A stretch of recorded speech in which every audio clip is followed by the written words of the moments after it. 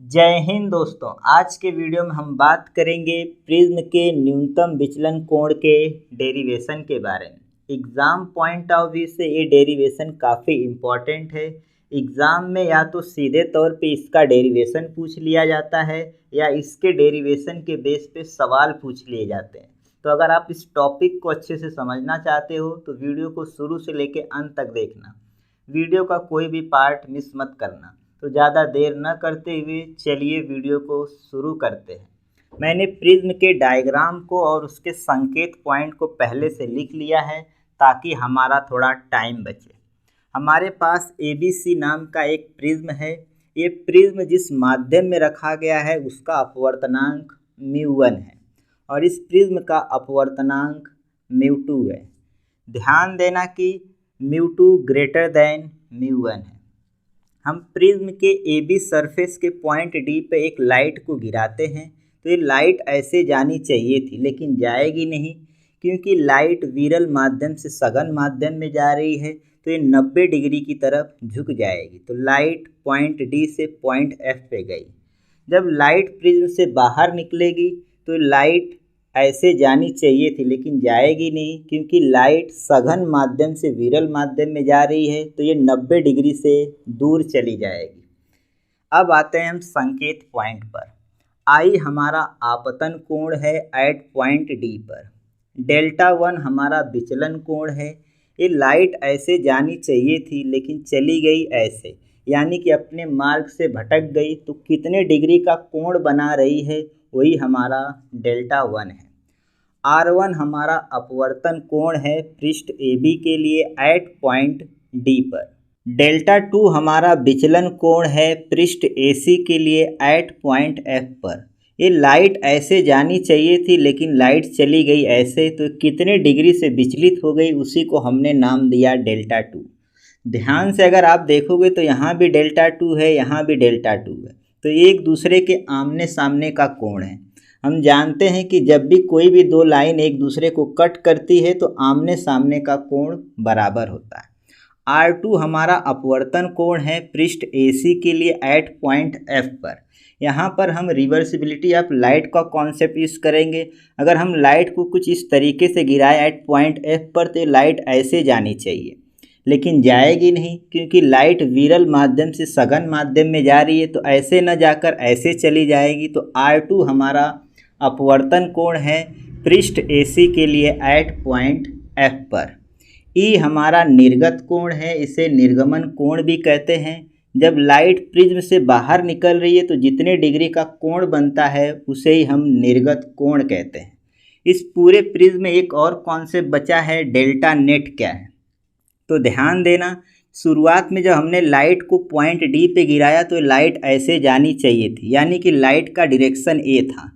लेकिन जब light point F से बाहर निकल रही है तो लाइट ऐसे चली जा रही है, यानी कि लाइट का डायरेक्शन ये हो गया। लाइट ऐसे न जाकर ऐसे चली गई, यानी कि जो टोटल विचलन हो रहा है इस पूरे प्रिज्म में उसी को हमने नाम दिया डेल्टा नेट।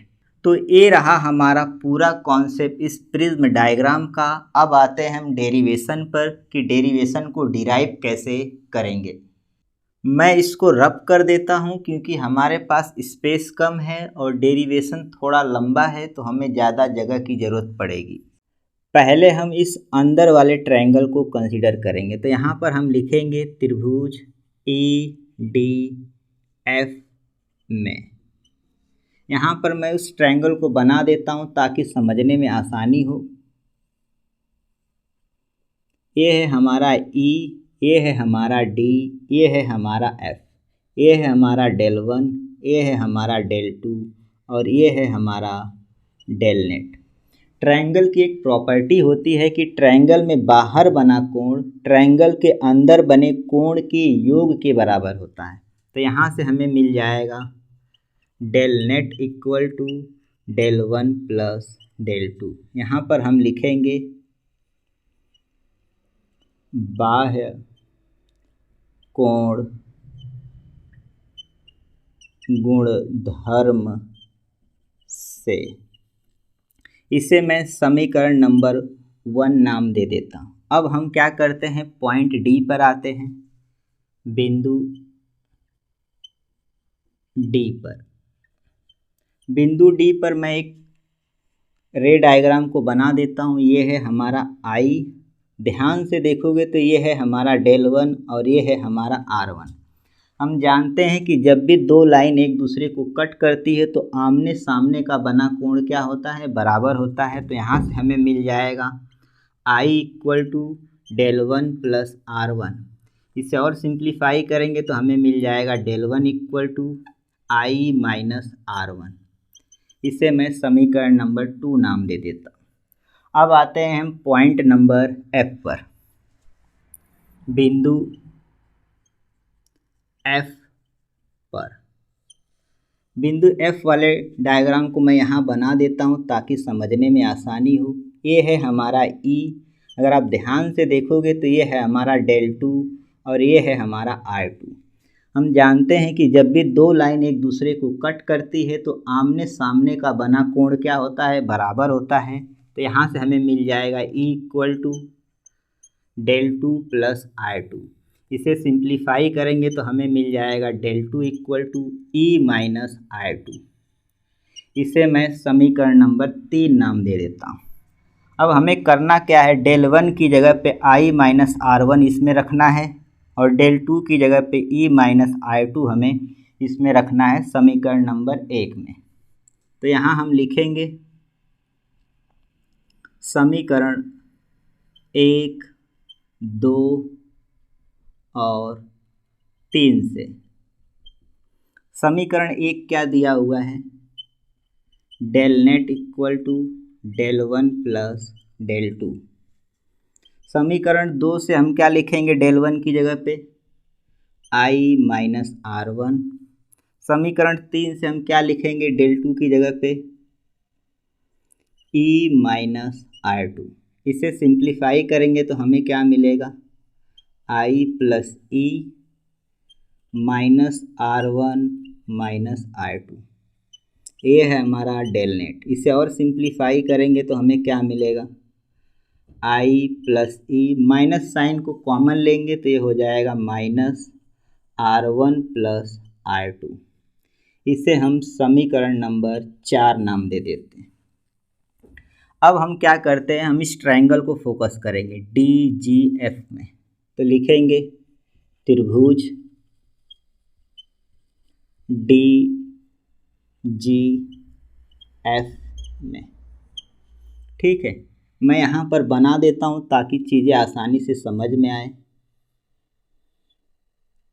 ये है हमारा डी, ये है हमारा जी, ये है हमारा एफ, ये है हमारा आर वन, ये है हमारा आर टू। ठीक है, हमें जी का कोण पता नहीं है। हम जानते हैं कि त्रिभुज के तीनों कोणों का योग कितना होता है, 180 होता है।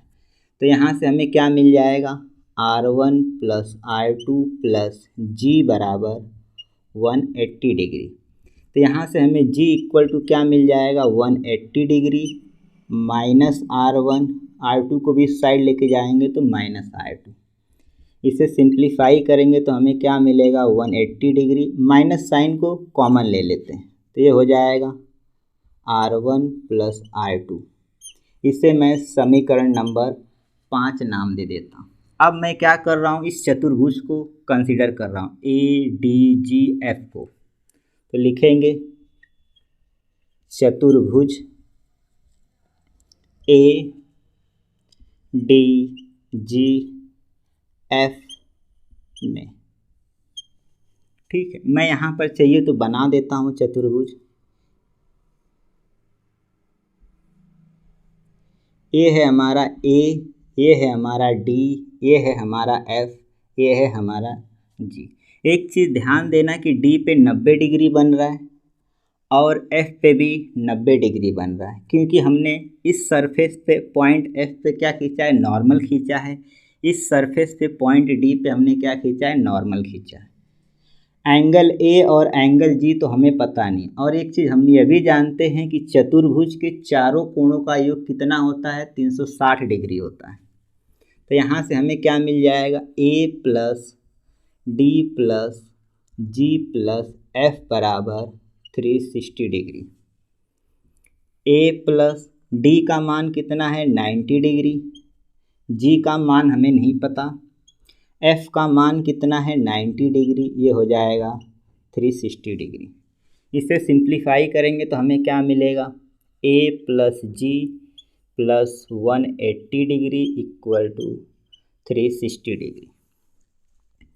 इसे और सिंप्लीफाई करेंगे, a plus g equal to 360 degree, 180 को उस साइड लेंगे तो ये हो जाएगा माइनस 180 डिग्री। यहाँ से हमें मिल जाएगा a plus g equal to 180 degree. यहाँ से और सिंप्लीफाई करेंगे तो हमें मिलेगा g equal to 180 degree minus a को उस साइड लेंगे। इसे मैं समीकरण नंबर 6 नाम दे देता हूँ। ध्यान देना कि यहाँ जी इक्वल टू 180 डिग्री माइनस ए आया है, यहाँ पर जी इक्वल टू हमें ए मिला है।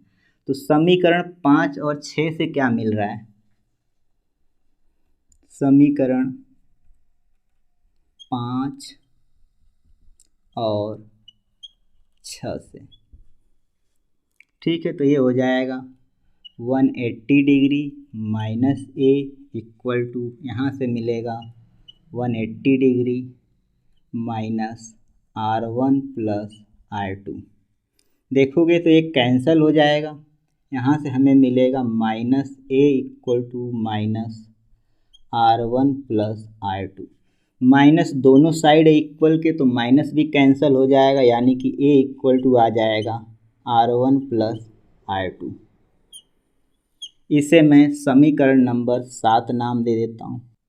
अब ध्यान देना, समीकरण 4 और समीकरण 7 से R1 प्लस R2 की जगह पे हम ए रख देंगे तो हमें समीकरण 4 और 7 से क्या मिलेगा, समीकरण 4 और समीकरण 7 से क्या हो जाएगा, del net equal to I plus E, R1 plus R2 की जगह पे क्या रखेंगे, ए रखेंगे, तो ये आ जाएगा हमारा जनरल फॉर्मूला। किसी प्रिज्म में टोटल विचलन कितना होगा, ये इसके बराबर आ जाएगा। तो एक बार इस पूरे डेरिवेशन को ध्यान से देख लीजिए, क्योंकि मैं इसको रब करूँगा आगे के पार्ट के डेरिवेशन के लिए। अब हम बात करेंगे कि किसी प्रिज्म में कम से कम कितना विचलन होगा। ये जो फॉर्मूला आया है यह हमें बताता है कि पूरे प्रिज्म में कितना विचलन हो। अगर हमें पता करना हो कि किसी प्रिज्म में कम से कम कितना विचलन होगा तो उसके लिए क्या फॉर्मूला आएगा, आइए देखते हैं। तो सबसे पहले हम लिखेंगे न्यूनतम विचलन के लिए। ऐसा देखा गया है कि जब भी किसी प्रिज्म में कम से कम विचलन होता है तो उस केस में I इक्वल टू ई के बराबर हो जाता है, R1 इक्वल टू R2 के बराबर हो जाता है और डेल नेट डेल मिनिमम बन जाता है। तो समीकरण 8 क्या बदल जाएगा, आइए देखते हैं। पहले हम समीकरण 8 को लिख लेते हैं, del net equal to I plus E minus a. तो यहाँ से हमें डेल नेट क्या बन जाएगा, डेल मिनिमम। ध्यान देना कि न्यूनतम विचलन के लिए बात कर रहे हैं। आई और ई की जगह पे भी हम क्या रखेंगे, आई रखेंगे माइनस ए। इसे सिंप्लीफाई करेंगे तो हमें क्या मिलेगा, डेल मिनिमम इक्वल टू ये हो जाएगा 2i माइनस ए। इसे सिंप्लीफाई करेंगे तो हमें क्या मिलेगा, डेल मिनिमम माइनस ए को इस साइड लेके आएंगे तो ये हो जाएगा प्लस, ये हो जाएगा 2i, यानी कि यहाँ से हमें क्या मिल जाएगा, del minimum plus a by 2 equal to i. यानी कि जब भी न्यूनतम विचलन कोण की बात करेंगे तब i इक्वल टू होता है delta minimum plus A whole divided by 2। इसे हम समीकरण नंबर 9 नाम दे देते हैं। एक और चीज़ ध्यान देना कि जब भी न्यूनतम विचलन कोण की बात करें तो R1 इक्वल टू R2 होता है, और R1 इक्वल टू R2 को अगर हम समीकरण नंबर 7 में पुट करेंगे, समीकरण 7 से, तो हमें A इक्वल टू मिलेगा 2R1, यानी कि यहाँ से हमें R1 इक्वल टू मिल जाएगा A बाई 2।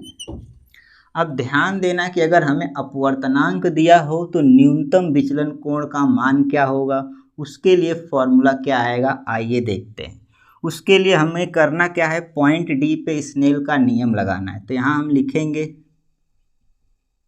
बिंदु डी पर स्नेल के नियम से हम जानते हैं कि इस प्रिज्म का अपवर्तनांक μ2 है और बाहर का जो अपवर्तनांक है μ1 है।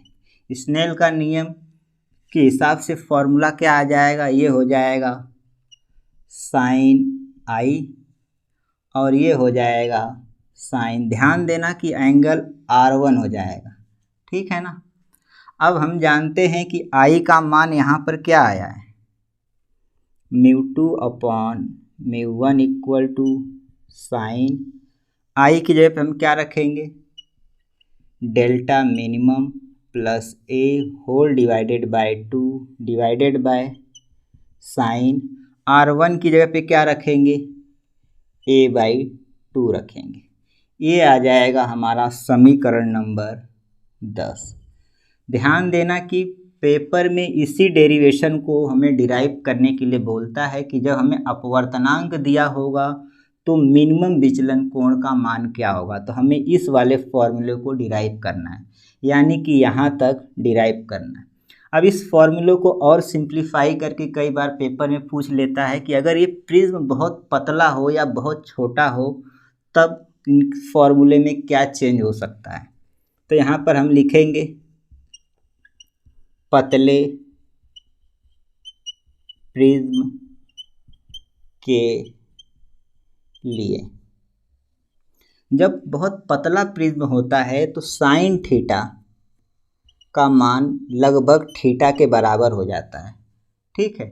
जब साइन थीटा का मान लगभग थीटा के बराबर हो जाएगा तो ये फॉर्मूला सिंप्लीफाई होके आ जाएगा μ2 by μ1 equal to delta minimum plus a divided by 2 whole divided by a/2।